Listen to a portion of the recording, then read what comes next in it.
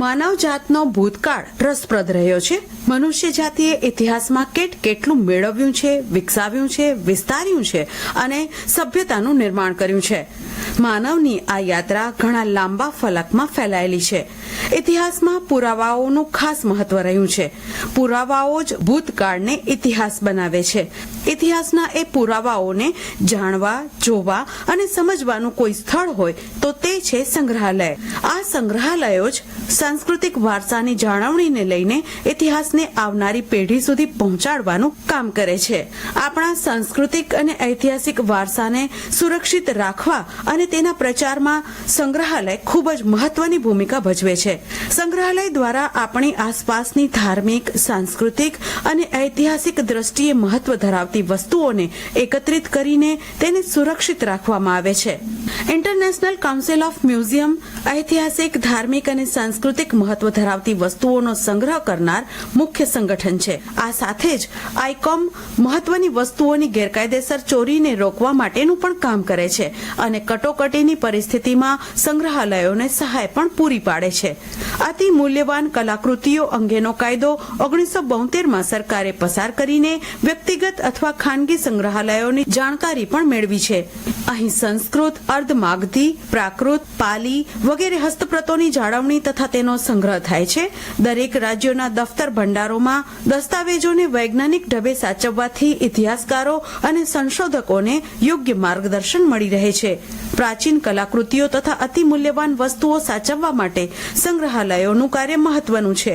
નવી દિલ્હી સ્થિત ભારતીય સંગ્રહાલય, કોલકાતાના પશ્ચિમ બંગાળમાં ભારતીય સંગ્રહાલય, મુંબઈમાં છત્રપતિ શિવાજી મહારાજ વાસ્તુ સંગ્રહાલય, હૈદરાબાદમાં સાલારગંજ સંગ્રહાલય, ભોપાલમાં રાષ્ટ્રીય માનવ સંગ્રહાલય, વારાણસીમાં ભારત કલા ભવન, કોલકાતામાં Birla technology and industrial museum, રાજસ્થાનના બિકાનેરમાં ગંગા સંગ્રહાલય, પંજાબમાં નેશનલ સ્પોર્ટ્સ મ્યુઝિયમ, નવી દિલ્હીમાં રેલવે હેરિટેજ મ્યુઝિયમ, તામિલનાડુમાં ગાંધી મેમોરિયલ મ્યુઝિયમ દેશના પ્રમુખ સંગ્રહાલયો છે.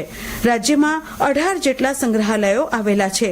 ભુજમાં આવેલ કચ્છ મ્યુઝિયમ એ ગુજરાતનું સૌથી જૂનું અને પ્રથમ સંગ્રહાલય છે. ભાવનગરમાં બાર્ટન સંગ્રહાલય, રાજકોટનો વોટસન સંગ્રહાલય, વડોદરાનો સંગ્રહાલય અને ચિત્રાલય એ ગુજરાતનું સૌથી મોટું સંગ્રહાલય છે. અહીં ઇજિપ્શિયન મમી તથા 91 ફૂટ લાંબી બ્લુ વ્હેલનું હાડપિંજર જોવા મળે છે. યુરોપિયન તૈલચિત્રનો એશિયાનો સૌથી મોટો સંગ્રહ આ સંગ્રહાલયમાં પ્રદર્શિત છે. નવાબી કાળના નમૂનાઓ અને જૂનાગઢ સ્ટેટના પૂર્વ રાજવીઓનું શાહી રાજ રચીલું જૂનાગઢ સંગ્રહાલયમાં જોવા મળે છે. વલસાડ જિલ્લાના ધરમપુરનો લેડી વિલ્સન સંગ્રહાલય ગુજરાતનું સૌપ્રથમ આદિવાસી સંગ્રહાલય છે. જૂના સોમનાથ મંદિરના ભગ્નાવશેષોનો સંગ્રહ સોમનાથના પ્રભાસ પાટણ સંગ્રહાલયમાં જોવા મળે છે. બારડોલીમાં આવેલ સરદાર પટેલ રાષ્ટ્રીય સંગ્રહાલય સરદાર પટેલના જીવન પ્રસંગોના ફોટાઓ સાચવીને બેઠું છે. આમ રાજ્યના આ સંગ્રહાલયો વિશિષ્ટતાઓ માટે જાણીતા છે અને તેમની મુલાકાત લઈને લોકો ઇતિહાસ, સંસ્કૃતિ અને પરંપરાથી વાકેફ થાય છે. કચ્છ સંગ્રહાલય એ ગુજરાતનું સૌથી પ્રાચીન સંગ્રહાલય છે.